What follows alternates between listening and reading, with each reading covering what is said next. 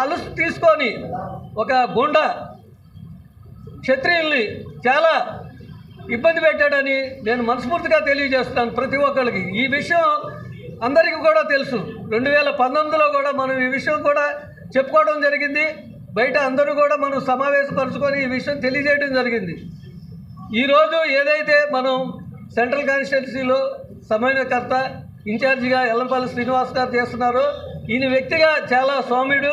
అలాగే మనం ఏదైతే జగన్మోహన్ రెడ్డి గారి నుంచి పార్టీ నుంచి మనకు లబ్ధి చేకూరిందో మనం అందరం కూడా జగన్మోహన్ రెడ్డి గారికి అలాగే ఈ సెంట్రల్ కాన్స్టిట్యున్సీలో ఎమ్మెల్యే క్యాండిడేట్ అయినటువంటి ఎల్లంపల్లి శ్రీనివాస్ గారికి మనం అందరం కూడా క్షత్రియులందరూ కూడా మద్దతు తెలియజేయాల్సిందిగా మేము ఏకైక కార్పొరేటర్ అయినటువంటి మా మేడం గారు అందరం కూడా ప్రతి క్షత్రియులను కూడా మేము మనస్ఫూర్తిగా ఇక్కడికి విచ్చేసినటువంటి పెద్దలు